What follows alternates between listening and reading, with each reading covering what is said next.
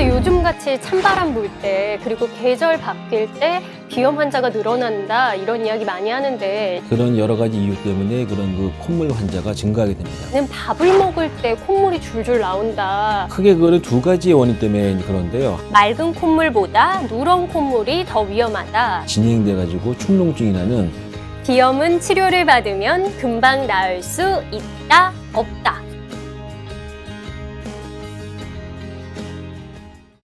오늘은 비염에 대해서 자세히 알아봅니다. 이비인후과 김경수 선생님 모셨습니다. 안녕하세요. 네, 안녕하십니까. 네, 우선 저도 벌써 감기 기운이 있고 원래도 좀 알레르기성 비염이 있는데요.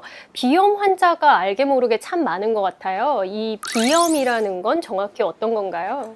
그 제일 쉬운 말로 코 안에 있는 모든 염증을 저희가 일컫는 말인데요. 그렇게 설명드리면 좀 어려우실 것 같고, 그러니까 우리가 이제 흔히 말하는 코막힘, 콧물, 재채기 그런 모든 코에 대한 증상을 일으키는 것이 일차적으로 코에 있는 염증입니다. 그걸 우리가 이제 비염이라고 부르게 됩니다. 그런데 요즘같이 찬바람 불 때 그리고 계절 바뀔 때 비염 환자가 늘어난다 이런 이야기 많이 하는데 실제로 찬바람의 영향을 받는 건가요? 예, 사람이 생리적으로 이런 찬바람, 특히 아주 습도가 낮은 그런 공기에 노출되게 되면은 그걸 보상하기 위해서 이제 코가 자꾸 이제 콧물이 나오고 또 막히게 되고요. 또한 이런 시기에 감기에도 많이 걸립니다. 그래서 그런 감기도 문제가 되고, 또 하나가 또 이 꽃가루 같은 알레르기 비염이 또 이 시절에 또 증가하거든요. 그런 여러 가지 이유 때문에 그런 그 콧물 환자가 증가하게 됩니다. 그런 걸 보면 이 알레르기도 하나의 중요한 원인이 아닐까 싶은데 이 알레르기를 비롯해서 비염이 생기는 원인은 어떤 것들인가요? 먼저 비염이 어떤 것이 있는가를 먼저 말씀드리겠습니다. 우리가 흔히 비염이라고 하면 이제 급성 비염, 만성 비염, 또 이제 코 안이 작아지는 그런 위축성 비염, 크게 세 가지로 구분하고요. 급성에 이제 우리가 감기 같은 그런 그 감염성 비염을 또 구분할 수가 있고, 일반적으로 이제 우리가 흔히 말하는 알레르기 비염 같은 것은 다 만성 비염에 속합니다. 또한 그 알레르기 비염과 비슷하지만 증상은 똑같은데 원인이 다릅니다. 그런 비알레르기 비염, 크게 그런 것들이 포함되게 됩니다. 이 위축성 비염이라는 건 콧속이 갑자기 좁아진다고 하셨는데 원래 있던 콧구멍이 작아지는 건가요? 콧구멍이 아니라 코 안에 있는 구조물들이 더 이제 작아지게 됩니다. 그러니까 원래 비염이라는 것은 모든 것이 붓는 병인데 그런 비염 중에서 특이하게 안에 있는 구조물이 오히려 더 작아집니다. 그런 것도 하나의 비염으로 보기 때문에 하나의 그 다른 분류로 하고 있습니다. 그래도 뭐 급성이든 만성이든 저 같은 경우에는 지금 감기에 알레르기성 비염이 있으니까 급성과 만성을 모두 앓고 있는 건데 결국 증상은 좀 비슷한 것 같아요. 이 비염의 대표적인 증상들이 있는 건가요? 비염의 증상은 크게 이제 뭐 콧물, 재채기, 코막힘, 가려움증인데, 알레르기 비염 같으면 먼저 이제 그 맑은 콧물이 특징적이죠. 그런 맑은 콧물이 특징적이고, 이제 그 감기 같은 경우는 처음에는 이제 급성이기 때문에 맑은 콧물이 시작을 했다가 이것이 이제 끝날 때는 대부분 약간 좀 누런 콧물에서 끝나게 됩니다. 그런 경과를 주로 이제 겪게 됩니다. 그렇다면 감기의 경우에는 콧물이 좀 누렇게 변하기 시작했으면 아 이제 내가 나아가는구나라고 생각하셔도 거의 되는 이제 건가요? 끝나가는 경우입니다. 끝나가는 경우고, 그렇게 이제 끝나면 좋은데 간혹 가다가 이제 만성화가 될 수가 있습니다. 그럼 이게 좀 오래 가면 한 2주 이상 가게 되면은 이미 감기는 지나고 그게 이제 부비동염, 즉 우리가 축농증이라고 얘기하는 그런 질환으로 바뀌게 되는 것입니다. 그런데 이렇게 뭐 감기나 알레르기성 비염 같은 경우에는 대부분 잘 알고 계신데 주위에 보면 특이하게 뭐 나는 밥을 먹을 때 콧물이 줄줄 나온다. 특히 뭐 매운 거 먹으면 더 심하고 뜨거운 걸 먹으면 더 심하다 이런 이야기 하시는 분들이 있는데 이렇게 밥 먹을 때 콧물을 흘리는 것도 비염으로 봐야 할까요? 크게 그거는 두 가지의 원인 때문에 그런데요. 하나는 그 캡세이신이라는 그 매운 것에 있는 그 성분 때문에 그거에 아주 과민한 분들이 계십니다. 그래서 그런 분들은 이제 캡세이신에 대한 그 어떤 과민성 때문에 그럴 수도 있고, 또 하나가 이제 어떤 그 뜨거운 것 자체도 하나의 자극이 되거든요. 그런 것도 이제 생각해 볼 수가 있고, 좀 연세가 많으신 분들은 일종의 노화 현상으로 나이가 드심에 따라 가지고 또 콧물이 증가하게 됩니다. 아니면 또 비염도 종류가 많기 때문에 어떤 건지는 꼭 그 진찰을 통해 가지고 확실한 그 어떤 진단을 해야만 됩니다. 네. 요즘은 아무래도 알레르기에 대한 관심이 참 높아진 것 같은데요. 그런데 비염의 경우에는 감기와 또 알레르기성 비염의 경우에 증세가 거의 비슷하잖아요. 그래서 구분을 하기가 좀 힘들 것 같은데 이 사이에 확실한 차이가 있을까요? 가장 중요한 것이 발열하고 전신 증상의 여부입니다. 감기하면 딱 우리가 생각하는 게 콧물 나고 재채기 그런 게 좀 나다가 결국은 열 나고 목 아프고 그런 어떤 전신 증상이 꼭 들어가거든요. 근데 반면에 알레르기 비염은 그런 증상 비슷한데 열나는 건 없고 오히려 간지럽거나 그런 게 더 심합니다. 그런 증상의 차이를 보이기 때문에 그 전신적인 증상. 또 하나가 있는 게 알레르기 비염의 특징은 아주 발작적으로 1회에 한 번 할 때 한 3번에서 5번까지 하는 그런 재채기 아주 특징적입니다. 근데 감기는 우리가 그냥 말하는 기침을 하게 되죠. 그냥 컥컥하고 그런 기침을 하기 때문에 그런 크게 두 가지로 구분할 수가 있겠습니다. 그렇죠. 콜록콜록하고 한두 번 기침한다면 감기일 감기, 수가 더 많습니다. 있고 감기일 확률이 더 높고 계속해서 재채기를 하게 된다면 알레르기인 경우가 높다고 합니다. 이 열이 나고 안 나고에 따라서 감기이냐 알레르기이냐 구분을 할 수는 있지만 정확한 건 병원에 가서 진단을 받아보시는 게 가장 정확하니까요. 자가 진단보다는 몸이 좀 안 좋으시다면 병원을 찾으시기 바랍니다. 오늘은 비염에 대해서 자세히 알아보고 있는데요. 여기서 잠깐 확인할 것이 있죠. 각종 질병에 대한 오해와 궁금증을 풀어보는 오해와 진실입니다.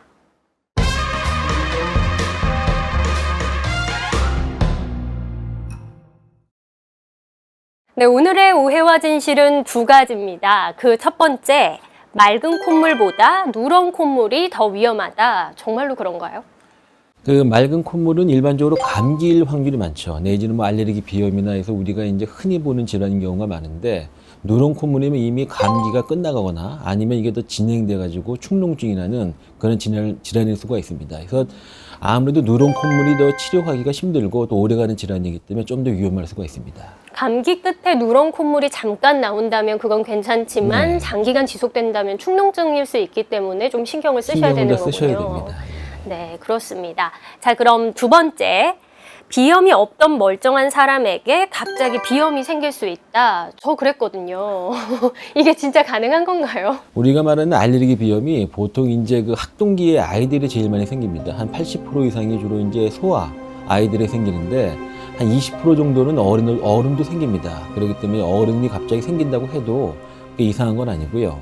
생기는 나이가 들어서 생긴다고 보시는 게 제일 정확할 것 같습니다. 이게 원래 어릴 때부터 쭉 있었던 경우도 있지만 중간에 생길 수도 있는 거기 때문에 갑자기 이상하다라고 여기실 건 아닌 거군요. 예. 네, 계속해서 비염에 대해서 이야기 나눠봅니다. 이 비염하면 우선 코가 답답하고 콧물 나는 게 가장 힘든 부분이거든요. 그래서 그런지 뭐 인터넷이나 여러 가지 뭐 책도 있고 사람들 사이에 가장 많이 이야기가 나오는 것이 콧물 빼는 방법. 또 혹은 콧물을 빼주는 병원 뭐 이렇게 해서 이야기들 하는데 실제로 이 막힌 코를 뚫어주고 콧물을 빼내주는 게 비염 치료에 효과적인가요? 거꾸로 가장 불편한 증상이 사실은 콧물보다는 코 막힘입니다. 그러니까 네. 우리가 이제 그 맑은 콧물 그런 게 나올 때 그냥 휴지로 풀면 되죠. 그냥 풀면 제일 간단하게 해결이 되는데 문제가 이제 코가 막히면서 안에 아주 끈적끈적한 콧물이 있는 게 그러니까 그 제일 힘듭니다. 그렇죠. 답답하고. 예, 잘 때도 잠을 못 자요. 계속 코 막히고 하니까. 그럴 때는 일단 코를 좀 뚫어줘야 됩니다. 그러니까 코가 좀 뚫어야지 안에 끈적거리는 게 빠져나오거든요. 그럴 때는 그 집에서 아무래도 나오진 않기 때문에 약을 좀 쓰시거나 아니면 가까운 그 병원에 가셔갖고 과연 코에 있는 걸 제거해 주는 게 그런 수면이나 여러 가지 측면에서 더 도움이 됩니다. 네. 또 제 주위에 보니까 코를 세척해주는 분들도 있더라고요. 그러면 코 막힘이 좀 해결이 된다고 도움이 실제로 될까요? 예, 그래서 먼저는 코를 안에 뚫어 주셔야 됩니다. 일단 코가 어느 정도 뚫린 상태에서 그 생리식염수 같은 것을 이용해서 세척하게 되면 안에 있는 더러운 물질들, 즉 뭐 더럽다는 표현은 좀 애매하지만 막혀있는. 안에 있는 그 콧물 같은 것이 다 빠져나오기 때문에 그런 분비물이나 그런 걸 다 제거해 주는 게 더 도움이 됩니다. 네, 자꾸 콧물이 나고 코가 막히고 재채기를 해서 답답하고 힘들기 때문에 뭐 콧물 빼는 방법도 민간요법으로도 다양하게 알려져 있고 또 실천해 볼 만큼 관심은 높지만 또 누구나 겪는 일이기 때문에 병원에 잘 가지 않게 되는 게 이 비염이 아닌가 싶은데요. 이렇게 방치하다 보면은 어떻게 악화될 수 있을까요? 뭐 감기 같은 경우는 일과성으로 지나가는 거기 때문에 큰 문제는 없고요. 잘 휴식을 취하시고 뭐 비타민C 섭취 많이 하시고 하면 별 문제가 없는데 알레르기 비염 같은 것은 합병증이 많이 생깁니다. 예, 일단 정상적인 코의 경우에는 그 화면에 보시는 것처럼 아주 그 선홍색의 우리가 핑크 컬러라고 하는 그런 컬러의 그 점막이 보이고 별로 콧물은 없는 그런 양상을 보입니다. 지금 보시게 되면 이제 코 안이 많이 부어 있게 되고요. 그 콧물이 아주 증가되어 있는 그런 걸 보이는데 이런 경우가 이제 알레르기 비염의 환자의 코 모양입니다. 그러니까 일반적인 우리가 정상인 거하고 이와 같이 알레르기 비염인 경우를 우리가 구분할 수가 있고요. 이런 알레르기 비염이 더 진행되게 되고 방치하게 되면은 우리가 이제 축농증이라 부르는 만성적인 그런 그 비염의 형태를 보이게 되는데 이런 축농증의 모양은 누런 코가 안에 보이고요. 색깔도 약간 더 좀 그 누리끼리 한다는 그런 표현을 하는데 그렇게 이제 바뀌게 됩니다. 그래서 그렇게 되면 우리가 축농증인 그런 환자로서 진단을 하게 되고 이런 그 축농증 환자 중에 간혹 가다가 코 안에 우리가 물혹이라고 부르는 폴림 내지는 뭐 비용이라고도 부릅니다. 그런 그 코 안에 혹이 나 있는 경우도 있거든요. 이런 경우는 우리가 수술을 해야만 되는 그런 경우가 되겠습니다. 또한 중이염에 또 이제 이거로 이완되는 경우도 많이 생기고 또 천식하고 되게 동반이 잘 됩니다. 그래서 이 알레르기 비염이 그 자체로 끝나는 게 아니고 그 비염에 대한 합병증이 많기 때문에 그런 거 꼭 염두에 두셔야 됩니다. 또한 이 알레르기 비염이 문제가 이게 유전성이 상당히 강합니다. 2세의 건강을 위해서도 꼭 정확히 아시는 게 더 도움이 됩니다. 네, 콧물, 코막힘 재채기 불편하다고만 생각하지 마시고요. 더 악화될 수도 있으니까 미리미리 치료 받으셔야겠습니다. 그런데 이 치료를 받으실 때요, 뭐 어디에 가면은 그냥 약을 쓰면 된다, 뭐 어디에 가면은 세척만 잘해줘도 된다, 혹은 수술을 해야 된다, 이야기가 분분한데 어떤 게 맞는 건가요? 일반적인 비염은 약물로 다 치료를 합니다. 그 감기 같은 경우는 좀 푹 쉬시고 비타민 섭취를 이제 늘리고 하면 많이 좋아지게 되고요. 알레르기 비염인 경우는 이 항원, 즉 공기 중에 떠다니는 원인 때문에 생기는 질환이기 때문에 그 원인 자체를 좀 이렇게 적게라도 해주는 게 좋습니다. 근데 가장 문제가 집에서 키우는 사실 그 반려동물이 문제입니다. 개나 고양이에 알러지가 있으면 그걸 좀 피해줘야 되는데 그게 또 반려동물이라 어려운 점은 있거든요. 그렇죠. 피할 수가 없죠. 같이 사니까. 그러니까 이제 그런 거는 좀 고려를 해주셔야 되고 그 외에는 이제 약물 치료를 주로 하게 됩니다. 그러니까 콧물을 줄이거나 이제 코를 좀 뚫어주거나 그런 약물 쓰게 되고 코 안에 뿌리는 그 비강 분무 스테로이드 그런 약을 써서 치료를 해주게 되고요. 근데 그런 알레르기 비염 같은 게 이제 오래되게 되면은 이제 그 축농증으로 바뀌게 되거든요. 그럴 경우에는 이제 약으로 안 되는 경우는 수술이 필요하고 이제 또 우리가 또 사진에서 보는 것처럼 나오는 것들이 이제 그 코 안이 휘어 있는 비중격 망곡증이라는 질환이 있게 됩니다. 이렇게 코 안이 휘어 있는 비중격 망곡증은 그 안에 해부학적인 구조의 문제가 있기 때문에 그걸 또 바로잡아줘야 되고 이런 알레르기 비염이나 다른 질환들도 코 안에 살이 붙는다는 비율성 비염이라는 게 또 있거든요. 코 안에 살이 탱탱하게 부어가지고 코 바람이 잘 안 들어갑니다. 그럴 때에도 우리가 수술이 필요하게 됩니다. 아까 뭐 이렇게 뿌리는 스프레이 타입 스테로이드 제제를 사용한다고 말씀해 주셨는데 이 스테로이드 성분이 들어있다고 하면은 좀 걱정을 많이 하시거든요. 직접 이렇게 뿌리면 더 위험하지 않을까요?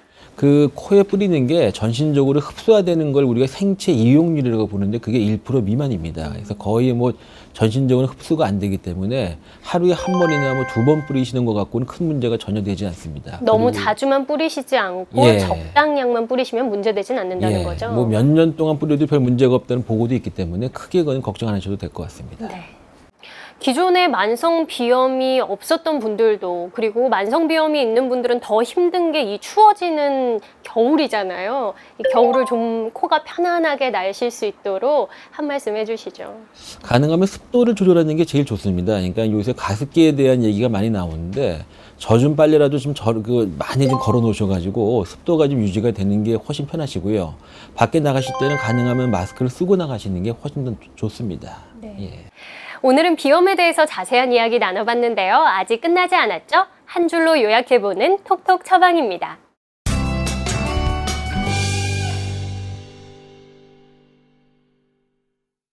비염은 치료를 받으면 금방 나을 수 있다, 없다. O인가요? X인가요?